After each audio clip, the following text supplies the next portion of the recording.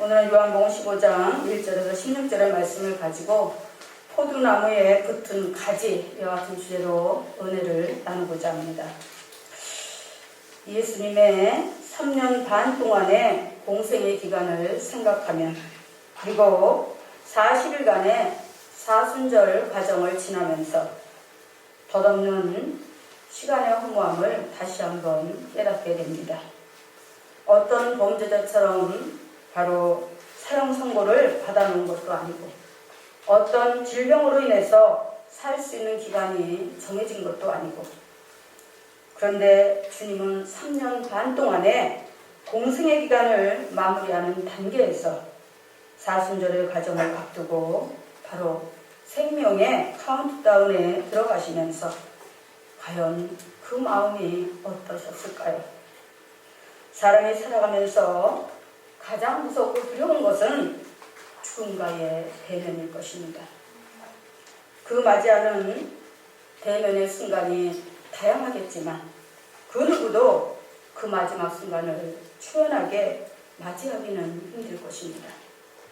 그러나 인간에게는 두 번의 죽음을 맞이할 수도, 아니면 한 번의 죽음을 맞이할 수도 있는데, 그 기회는 오직 살아생전에 누구나 선택할 수 있고, 무엇을 선택했든 그 선택의 결과에 대한 전적인 책임은 바로 자신에게 달렸다는 사실입니다. 그 기회를 주시기 위해서 주님께서는 사순절 기간에 이른 새벽부터 밤이 맞도록 세상에 광야를 헤매고 다니셨고, 사력을 다해서 사순절에 하루하루를 살아내셨습니다. 여러분에게 만약 주님께 주어진 사순절 기간이 주어진다면 여러분은 어떻게 살아내실 건가요? 어쩌면 우리 모두는 지금 이 순간 기약 없는 사순절 과정을 살아내고 있는지도 모릅니다. 그렇다면 어떻게 살고 싶으십니까? 어떻게 살아내야 할까요? 오늘 주님은 요한복음 15장 말씀을 통해서, 포도나무 비유를 통해서 우리에게 예수 그리스도를 믿고 믿음의 공동체인 교회 안에 들어왔으면 어떻게 변화되어서 어떤 삶을 살아야 하는지에 대해 분명하고도 자세하게 말씀해주고 있습니다. 할렐루야. 주님께서 말씀하시기를, 첫째로는 잎만 무성한 나무가 되어서는 안 된다고 말씀하고 있습니다. 마태복음 21장 19절에 보니까 이렇게 말씀합니다. 길가에서 한 무화과 나무를 보시고 그리로 가사 잎사귀밖에 아무것도 얻지 못하시고 나무에게 이르시되 이제부터 영원토록 내가 열매를 맺지 못하리라 하시니 무화과 나무가 곧 마른지라. 대개 보면 어떤 나무이든 잎이 무성하면 열매가 없습니다. 왜냐하면 나무 뿌리로부터 올라오는 그런 수액이라든가 영양 성분이 바로 잎에서 다 빨아올려서 잎은 무성해져 있지만 대신에 가지로는 영양이 부족해서 열매 맺는데 최악의 상황이 되는 것입니다. 저도 어렸을 때 시골에서 자랐습니다. 그래서 시골 출신이다 보니까 어깨 너머로 보았던 경험을 근거로 몇 년 전에 빌라 뒤편 빈 공간이 있어서 그곳에다가 고구마 줄기를 사다 심은 적이 있습니다. 정말이지 힘과 정성을 다해서 몸살이 날 정도로다가 땅을 파고 또 온갖 영양제를 섞어서 토지를 고른 다음에 정성껏 고구마 그 순을 심었습니다. 그리고 여름에 그 가뭄에 말라 죽지 않도록 자주 찾아가서 물도 잘 챙겨 주었습니다. 그런데 어느 날부터인가 제가 정성껏 그렇게 공을 들여서 그런지 잎이 나오기 시작하더니 정말 그 작은 두럭을 아주 무성한 잎으로다가 온통 다 뒤덮었습니다. 저는 마음속으로 생각했어요. 야, 이제 고구마를 많이 캤구나. 적어도 한 20kg짜리 푸대자루다가 하나는 키겠지.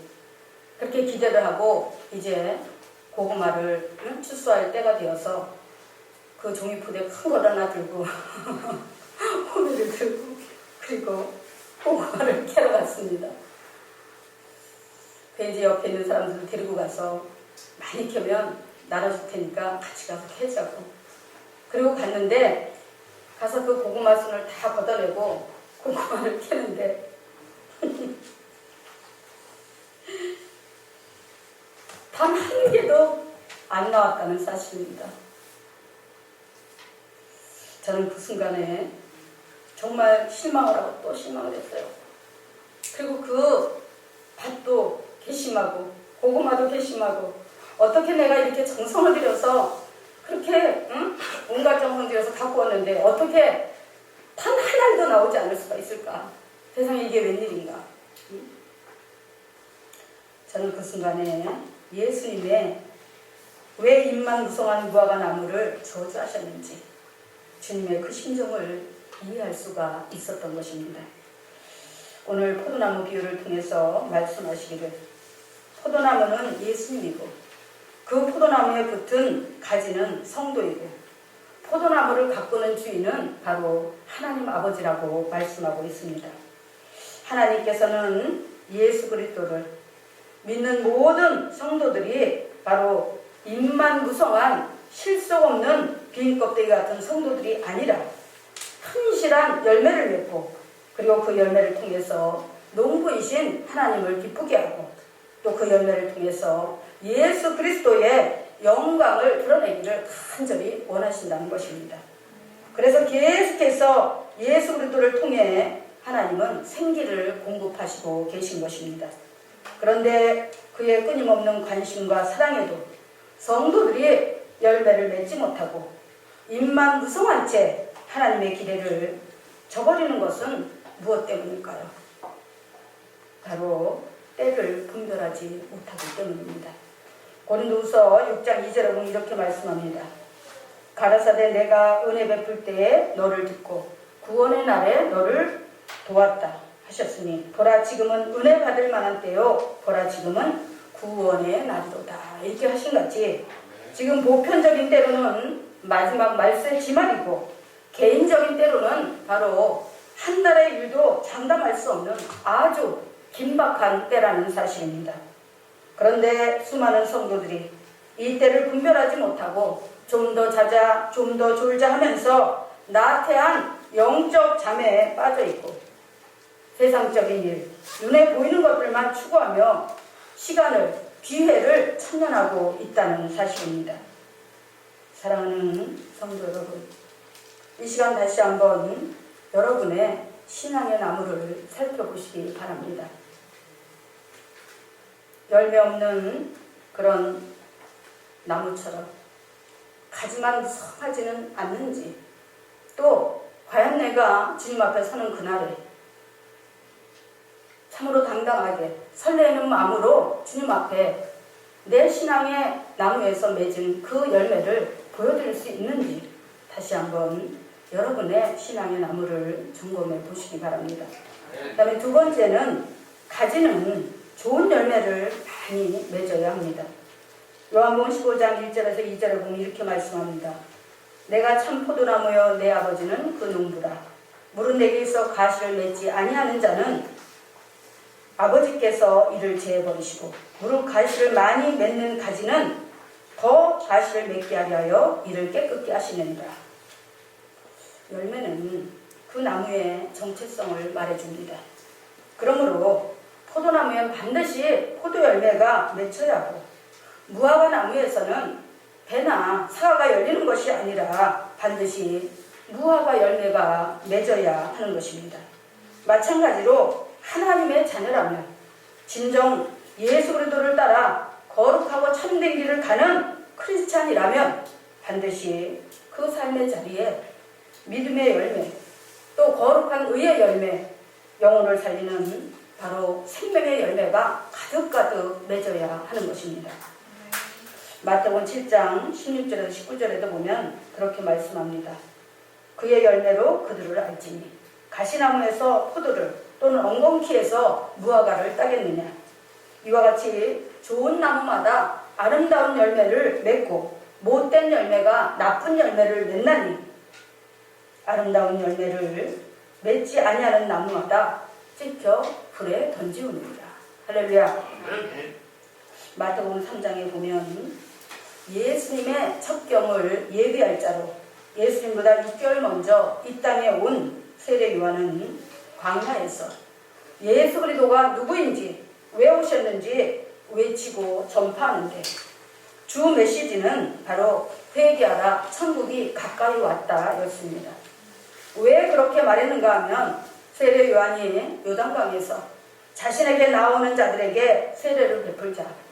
그 요단 강가로다가 가장 많이 나온 자들이 누구였느냐? 바로 바리새인과 사두개인, 서기관 이런 자들이었습니다.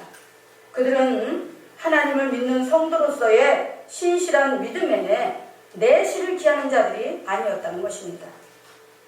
그저 겉으로 보여지는 것에 치중하며 오늘날로 말하자면 교회에서 받는 그런 징직의 직분만 내세우고 그 직분에 합당한 열매가 없는 자들과 똑같은 것입니다. 그런 그들이 물세례를 받는 것으로 제사함을 받고 의롭다고 하는 타이틀 하나 더 얻어서 자랑하고 내세우고자 바로 요단 강가로 세례를 받기 위해 몰려 나왔던 것입니다. 그런 그들을 보면서 세례 요한은 그들에게 이렇게 책망하며 믿는 자로서의 합당한 열매를 맺으라고 촉구했습니다. 우리가 다 같이 한번 찾아볼까요? 마태복음 3장 7절에서 12절까지 보겠습니다. 마태복음 3장 10절에서 12절까지.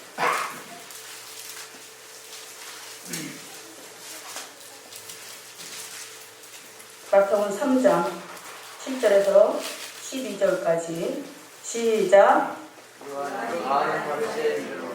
사두개인이 세례를 베푸는데 오는 것을 보고 이르되 독사의 자식들아 누가 너희를 가르쳐 임박한 진노를 피하라 하더냐. 그러므로 회개에 합당한 열매를 맺고 속으로 아브라함이 우리 조상이라고 생각지 말라. 내가 너희에게 이르노니 하나님이 능히 이 돌들로도 아브라함의 자손이 되게 하시리라. 이미 도끼가 나무 뿌리에 놓였으니 좋은 열매 맺지 아니하는 나무마다 찍어 불에 던지우리라. 나는 너희로 회개케 하기 위하여 물로 세례를 주거니와 내 위에 오시는 이는 나보다 능력이 많으시니 나는 그의 신을 들기도 감당치 못하겠느라. 그는 성령과 불로 너희에게 세례를 주실 것이요 손에 키를 들고 자기의 타작마당을 정하게 하사 알곡은무와 곡간에 드리고 죽정이는 꺼지지 않는 불에 태우시리라. 아멘. 바로 이스라엘을 대표하던 이스라엘 성전에서 참으로 그 예배를 인도하고 이스라엘의 모든 그런 범사를 정말 주관하던 그 대표 성직자들이 바로 누구였느냐? 바리새인과 사두개인과 그리고 서기관들이었습니다. 그런데 그들은 믿음과는 너무나 거리가 멀었다는 것입니다.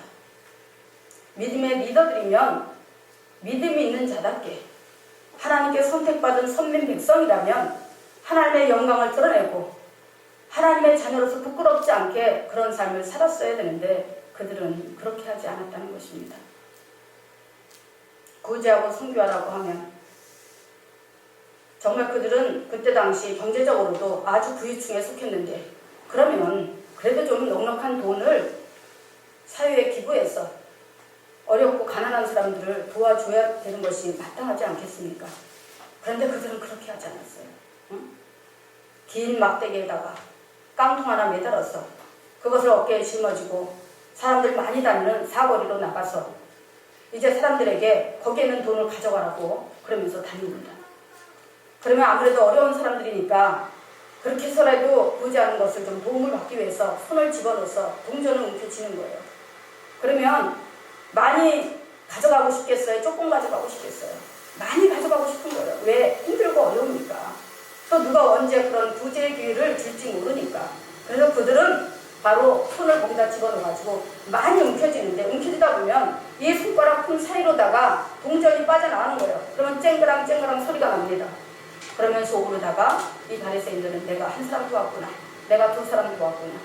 이러면서 속으로 개수하는 거예요. 그리고 일주일에 한 번은 금식하고 하나님 앞에 온전한 11조를 드린다고 하면서 그들의 삶의 이면에는 너무나 바로 죄악과 허물이 난무하는 그런 삶을 살았다는 것입니다.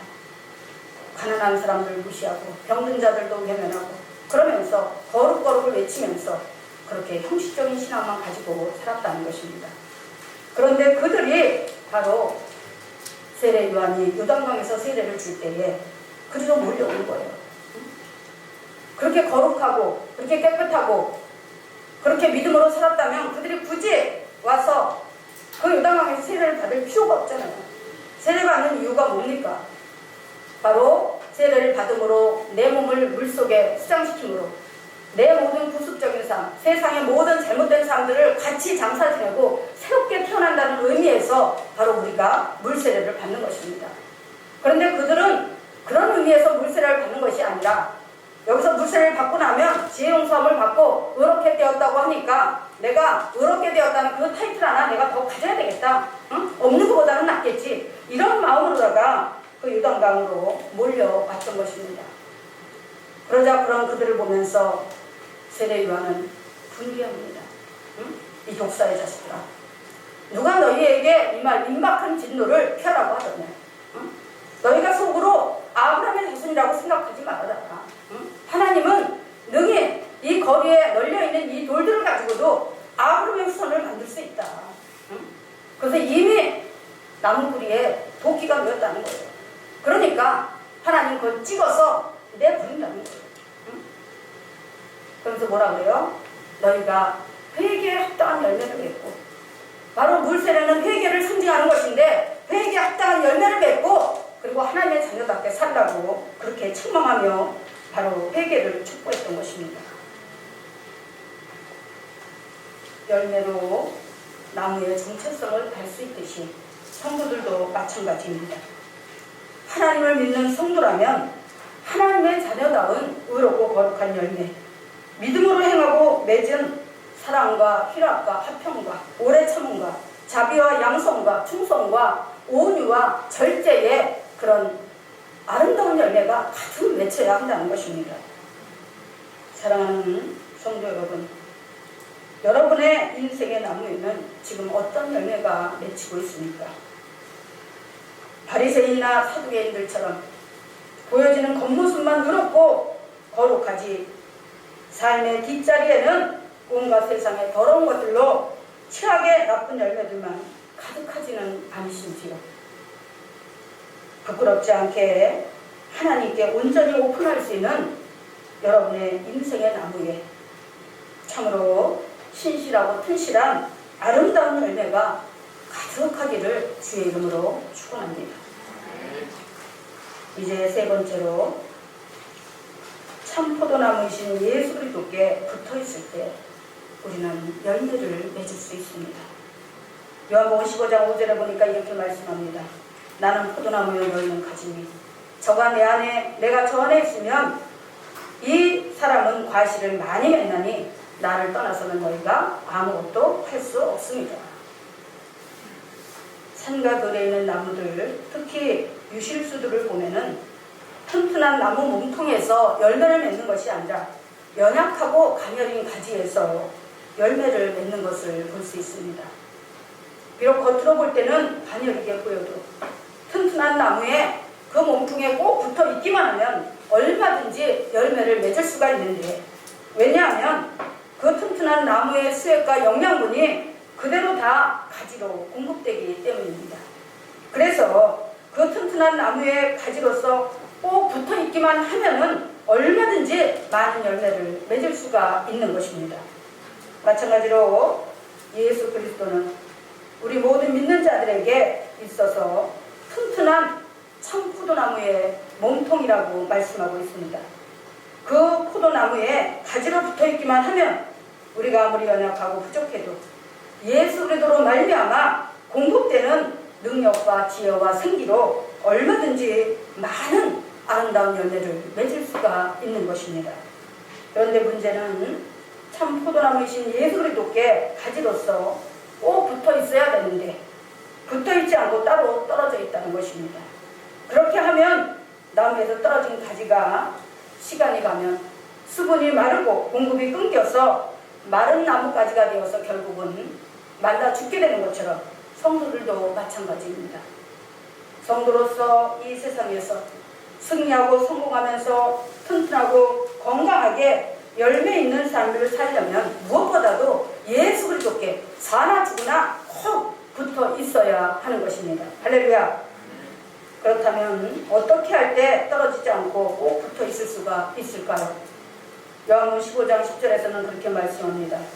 내가 아버지의 계명을 지켜 그의 사랑 안에 거하는 것 같이 너희도 내 계명을 지키면 내 사랑 안에 거하리라. 할렐루야. 다시 말씀드려서 하나님의 말씀에 전적으로 순종하라는 것입니다.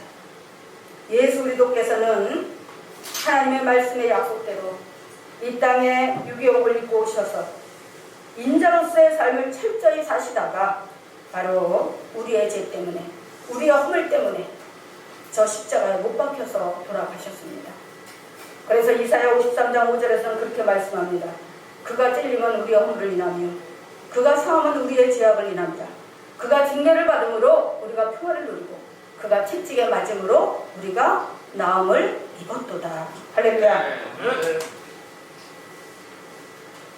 이와 같이 온 인류에게 죄로 인한 징계의 사슬을 풀어 자유를 주고 영원한 생명을 얻기 위한 대속물이 되셔서 온전한 그의 행함으로 우리의 영혼이 잘되고 또 우리가 범사가 형통하며 이렇게 육이 강건해지는 아름다운 열매를 가득 맺게 하셨다는 사실입니다.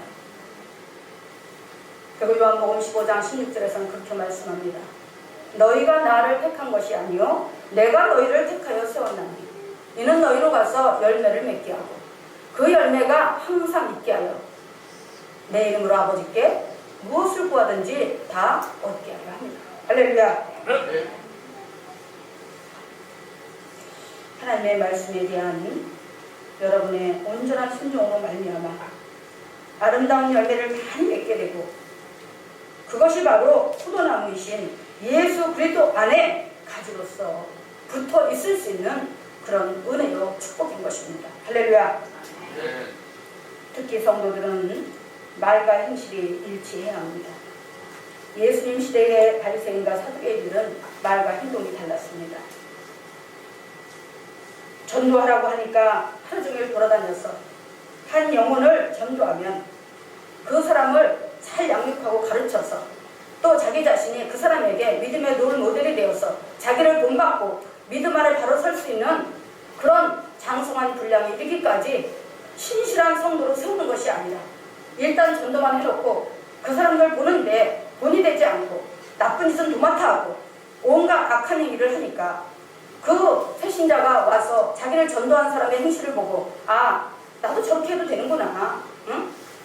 예수를 믿으면 그냥 교회 와서 예배 드리면 됐지. 바로 내 사생활과 예수 믿는 그 신앙의 삶은 다 따르구나. 이러면서 그 사람을 본받게 되니까 나중에 뭐라 그랬냐면 예수님이 자기 자신보다 더 악한 지옥 자식이 되게 만든다는 것입니다. 할렐루야. 우리 신흥교회는 이런 성도들이 한 사람도 없는 줄 믿습니다. 지금 이 시대는 여러 가지 안 좋은 요인들로 인해서 참으로 혼란스럽고 어두운 시기입니다. 코로나 바이러스로 인한 역병으로 인한 건강, 팀워크, 정체성, 꿈과 비전들이 심하게 흔들리고 와해되고 있습니다. 하지만 이럴 때일수록 분명한 정체성과 소속감을 가지고 살아야 합니다. 세상이 아무리 어둡고 혼란스러워도 크리스찬은 크리스찬으로서의 삶이 있는 것입니다. 그것은 바로 혼란스럽고 어두운 세상 가운데서 빛과 소금 역할을 감당하는 것입니다. 제가 지금까지는 말씀을 전하면서 이렇게 마스크를 하지 않았어요. 그런데 아무래도 유튜브에 올려서 많은 사람들이 보다 보니까 또 오늘 와서 또 그 시에서 나와가지고 다른 사람들이 보면은 그러니까 마스크를 했으면 좋겠다고 그러세요. 그래서 제가 기꺼이 마스크를 했습니다. 저는 마스크를 하면 가슴이 답답해요. 숨이 안 쉬어져요, 잘. 그래서 제가 마스크를 웬만하면 안 하려고 그랬는데 그래서 했습니다. 왜? 우리 교회가 그래. 응? 하나님 앞에서도 마찬가지고 세상 가운데서도 그래. 먼저 앞장서서 본이 되는 그런 모습을 보여야지. 그런 의미에서 저는 기꺼이 이 마스크를 썼습니다. 할렐루야. 네. 우리가 정말 세상이 아무리 힘들고 어렵다고 해도 우리는 세상의 대한민국의 백성인 반면에 국민인 반면에 바로 하나님 나라의 천국 백성입니다. 하나님은 우리가 육적인 삶을 사는 것도 중요하지만 먼저 그의 나라와 의를 구하라고 말씀하고 있습니다. 이것은 뭐냐? 우리의 본질을 알라는 것입니다. 우리의 정체성을 분명히 하라는 것입니다.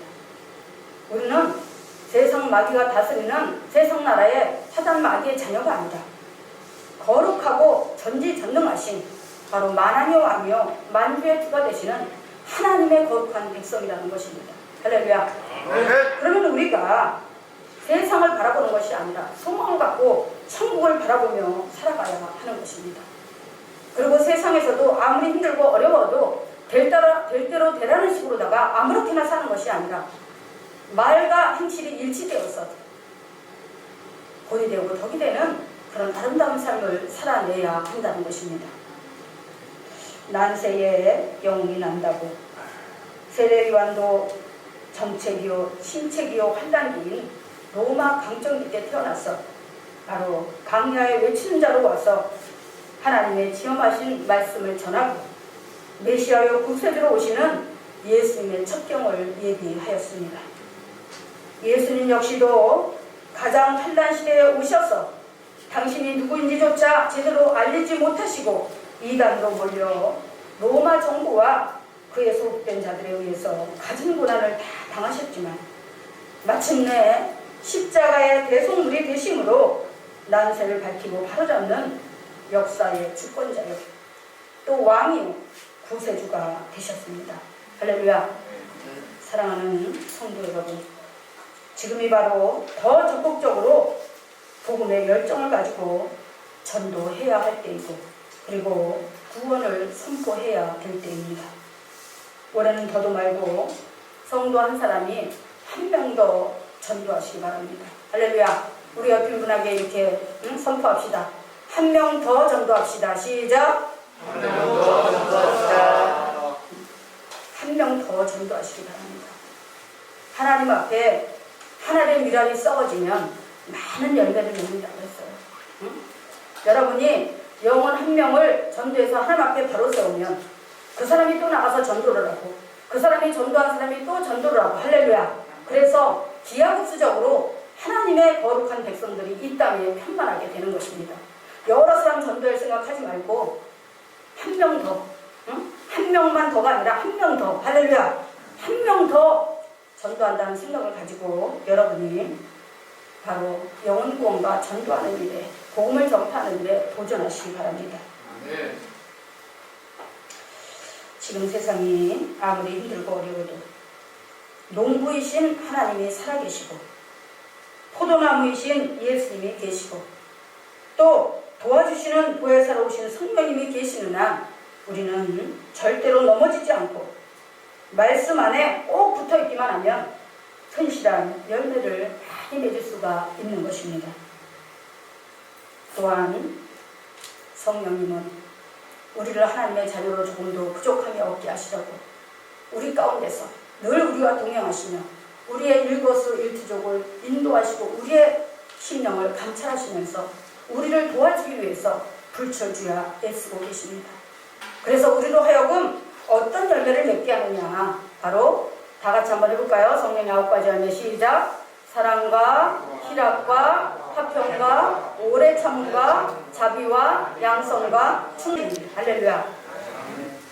바로 이런 좋은 열매를 많이 맺을 수 있도록 여러분들 한순간도 몸체이신 포도나무 예수님께 떨어지지 말고 꼭 붙어 있어서 바로 하나님의 자녀로 또 우리 신을교회 성도로서의 정체성과 소속감을 가지고 앞으로 믿음의 열매를 많이 맺고 승리하고 성공하게 되시기를 주의 이름으로 축원합니다.